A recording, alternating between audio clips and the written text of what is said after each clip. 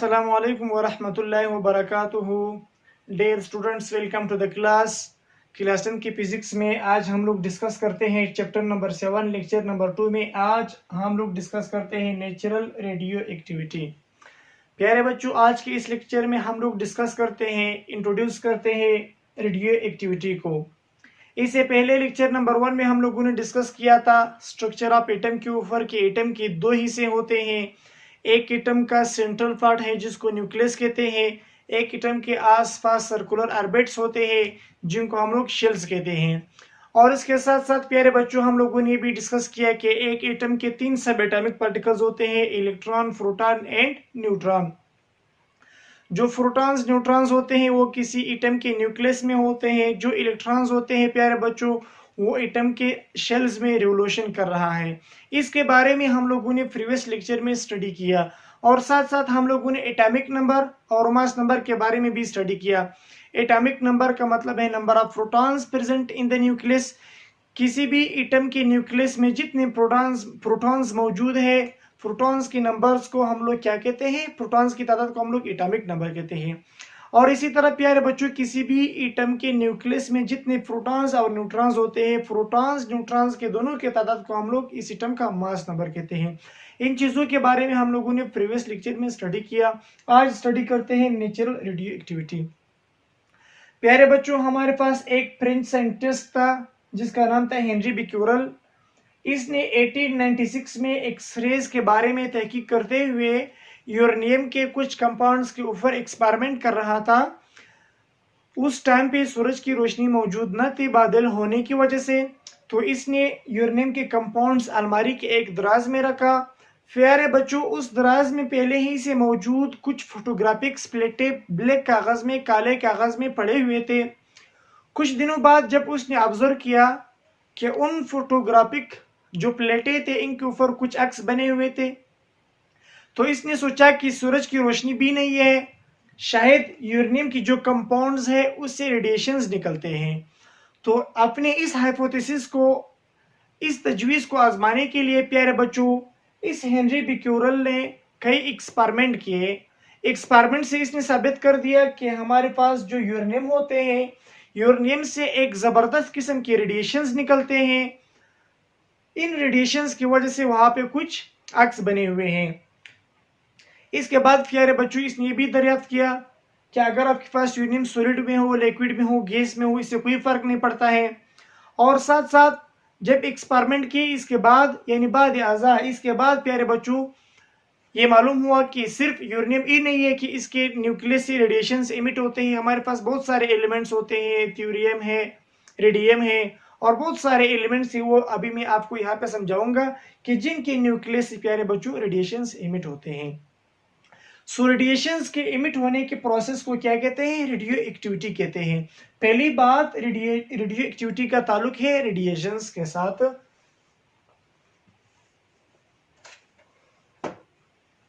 यहाँ पे प्यारे बच्चों जो रेडियो वर्ड है, रेडियो का मतलब है radiation.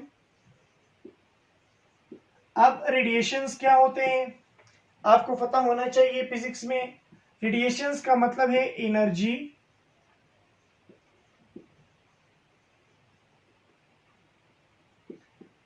released in the form of wave। प्यारे बच्चों, जब किसी भी एलिमेंट से वेव की फॉर्म में एनर्जी रिलीज होता है उसको हम लोग क्या कहते हैं? रेडिएशंस कहते हैं। रेडिएशंस जब किसी भी एटम्स के न्यूक्लियस से जब एनर्जी रिलीज होता है वेव की फॉर्म में, उसको हम लोग रेडिएशंस कहते हैं। जो नेचुरल रेडियो एक्टिविटी है इसका ताल्लुक किसके साथ है प्यारे बच्चों? रेडिएशंस के साथ है। सो फिजिक्स में हम लोग रेडियो एक्टिविटी को इस तरह डिफाइन करते हैं कि it is a spontaneous emission of alpha or beta and gamma from the nucleus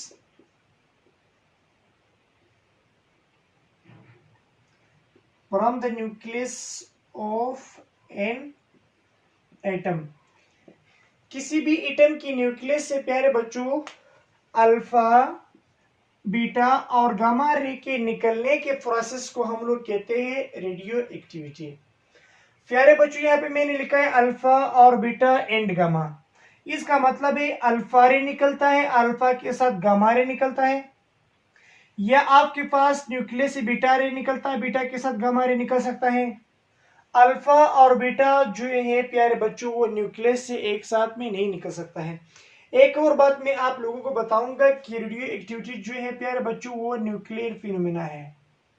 ये जो प्रोसेस होता है, जो रेडिएशंस निकलते हैं, ये सिर्फ न्यूक्लियस से निकलते हैं। सही है प्यारे बच्चों। सो नेचुरल रेडियो एक्टिविटी क्या होता है? It is a spontaneous emission of alpha और beta and gamma from the nucleus of an atom. अभी आपके जहन में ये सवाल आता होगा, क्या हर एटम के न्यूक्लियस से रेडिएशन इमिट होते हैं? नहीं, हमारे पास कुछ पार्टिकुलर न्यूक्लियस है जिनको हम लोग अनस्टेबल न्यूक्लियस कहते हैं। अपने आप को स्टेबल करने के लिए वो क्या करते हैं प्यारे बच्चों? वो रेडिएशंस को एमिट करते हैं। कौन से एटम्स होते हैं? कौन से एटम्स के न्यूक्लियस होते हैं? Atoms having atomic number more than 82। प्यारे बच्चों वो एटम्स जिनका एटॉमिक नंबर 82 से ज्यादा हो, वो एटम्स जो है इनके जो न्यूक्लियस होते हैं वो अनस्टेबल होते हैं। वो न्यूक्लियस अपने आप को स्टेबल करने के लिए क्या करते हैं? रेडिएशंस एमिट करते हैं। रेडिएशंस के इस एमिट होने के प्रोसेस को हम लोग क्या कहते हैं? रेडियो एक्टिविटी कहते हैं। नेक्स्ट पॉइंट जो इसके बारे में हम लोग डिस्कस करते हैं, it is a spontaneous instantaneous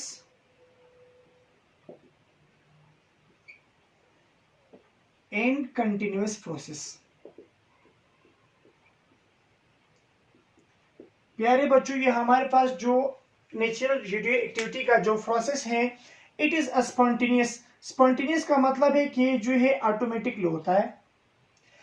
instantaneous का मतलब है वेरी फास्ट, बहुत तेजी से रिएक्शन होता है।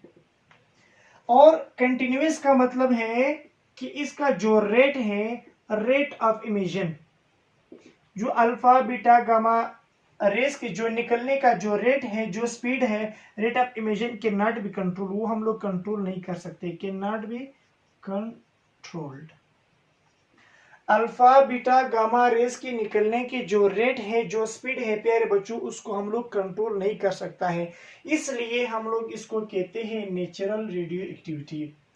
नेचुरल लफ्ज हम लोग इसलिए यूज करते हैं कि ये प्रोसेस नेचुरली होता है, यानी इट इज स्पॉन्टेनियस, खुद ब खुद होता है। इसका मतलब ये है कि अगर हम लोग इसको जितने भी एक्सटर्नल फैक्टर से ये प्रोसेस जो है इफेक्ट नहीं होता है, जो एक्सटर्नल फैक्टर्स है, एक्सटर्नल फैक्टर्स का इस प्रोसेस के ऊपर कुछ भी इफेक्ट नहीं पड़ेगा।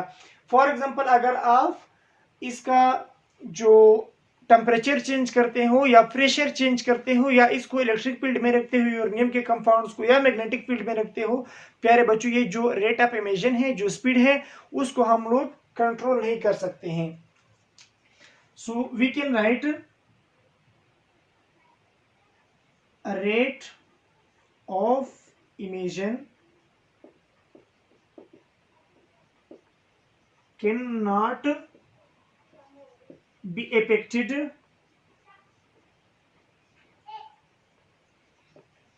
rate of emission cannot be affected by any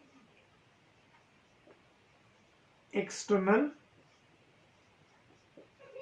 factor। जो रेट ऑफ इमिशन है प्यारे बच्चों, जो अल्फा या बीटा या गामा जो रेज निकलते हैं, इनके निकलने के जो रेट है, रेट का मतलब निकलने का जो स्पीड है प्यारे बच्चों, वो किसी भी एक्सटर्नल फैक्टर से इसके ऊपर कुछ भी फर्क नहीं पड़ेगा। फॉर एग्जांपल अगर आप प्रेशर चेंज करते हो या अगर आप टेम्परेचर चेंज करते हो या अगर आप इसको इलेक्ट्रिक फील्ड में रखते हो EF, या अगर आप इसको मैग्नेटिक फील्ड में रखते हो MF, तो इस एक्सटर्नल फैक्टर से इस प्रोसेस के ऊपर कुछ भी फर्क नहीं पड़ेगा। यानी ये नेचुरली जिस तरह होता था, अगर आप इसके एक्सटर्नल फैक्टर को चेंज करें तो ये उसी ही तरह से होता है। एक्सटर्नल फैक्टर का इसके ऊपर कुछ भी असर नहीं है, तो इसलिए हम लोग इसको कहते हैं नेचुरल रेडियो एक्टिविटी। सही है प्यारे बच्चों। सो अगर हम लोग इस तरह करें कि इस एलिमेंट को, यानी जो भी एलिमेंट इस रेडिएशन को इमिट करता है, जो भी अनस्टेबल न्यूक्लियस वाला एलिमेंट हो, अगर हम लोग इसको किसी भी एटम के साथ केमिकली कंबाइन करें तो फिर क्या होता है प्यारे बच्चों। अगर आप इसको केमिकली कंबाइन करें तो केमिकली अगर आप इसको कंबाइन करते हैं प्यारे बच्चों, तो केमिकली कंबाइन करने से भी इसके ऊपर कुछ भी फर्क नहीं पड़ेगा। सो हम लोग एक और पॉइंट इसके साथ साथ लिखते हैं, a rate of emission remains same if it is chemically combined